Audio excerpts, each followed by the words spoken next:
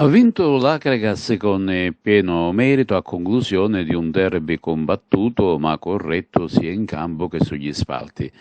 Primo tempo molto tirato con la compagine del Pro Favara, molto manovriera e ben disposta in campo, che riusciva a spezzare sul nascere i tentativi a rete dei cugini acragantini. Appena due le azioni di rilievo nella prima parte della gara, ad opera dai padroni di casa, al sesto con Caccetta che ha cercato di sorprendere il portiere Eire fuori dai pali con un tiro da lontano, e poi al 45esimo con Mansour, il cui diagonale è stato bloccato ottimamente dal guardiapali favarese. Si va a riposo con un nulla di fatto, ma nel secondo tempo ecco la metamorfosi dell'Acregas. La compagine dei Templi sembra essere mentalmente più carica, gioca in velocità e dopo un pericoloso colpo di testa di Caccetta su tiro dalla bandierina ecco arrivare il gol del vantaggio. L'area avversaria è sottoposta a duri attacchi, un pallone vagante in area favarese viene intercettato in scivolata da Pavisic che anticipa Eire in uscita e gonfia la rete. È il settimo sigillo personale dopo 8 gare di campionato per il forte attaccante argentino. L'Acregas si sblocca ed insiste in avanti ed è al 61esimo fa bis.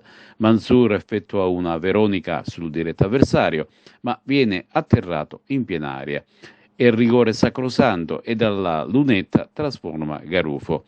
Si susseguono i cambi, al 65esimo il Pro Favara potrebbe accorciare le distanze con De Luca, ma il colpo di testa termina tra le braccia di Elisai.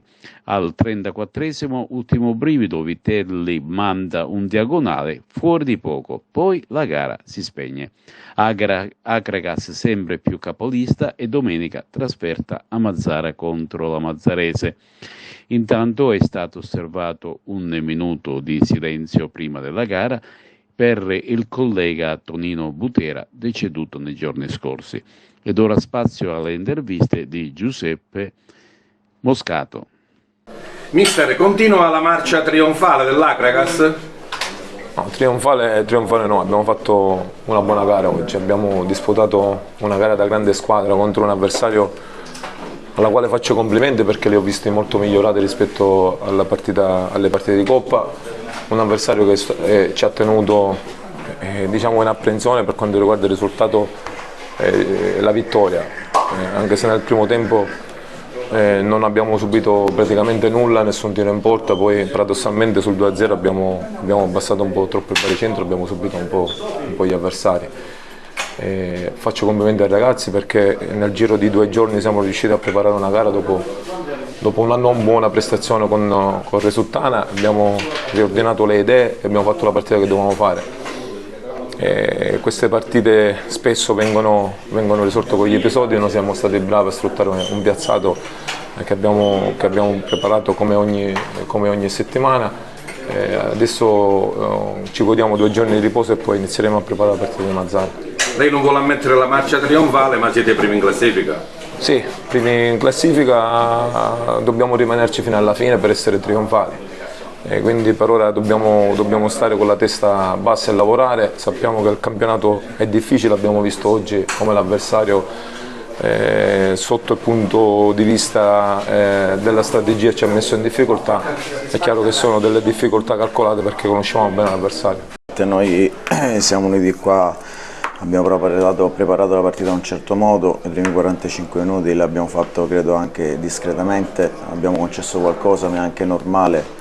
Andiamo ad incontrare una squadra che è prima in classifica, i numeri parlano chiaro, abbiamo fatto 2 errori e abbiamo concesso 2 occasioni, se non vado errato la prima parte della gara.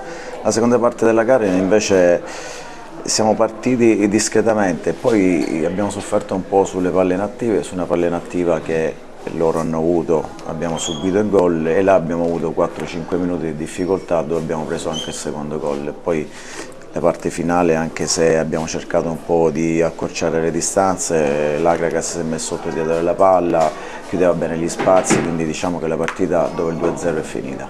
Noi siamo stati troppo leggeri in avanti, un tiro in porta l'abbiamo fatto? Noi siamo stati leggeri, abbiamo fatto qualche tiro in porta, forse la prima parte della gara, abbiamo avuto un'occasione con De Luca nel secondo tempo quando la palla di testa ancora c'erano 20-25 minuti, ma in queste partite di cartello credo che le occasioni siano anche poche, anche l'Agragas rispetto a tutte le altre partite credo che abbiamo avuto meno occasioni rispetto a tutto il resto, quindi sono gli episodi poi alla fine che fanno la differenza. E poi si giocava con la prima della classe. Assolutamente, ma questo senza dubbio, lo sapevamo che andiamo a incontrare una squadra forte, così è stato, però secondo me potevamo fare qualcosa in più che non abbiamo fatto.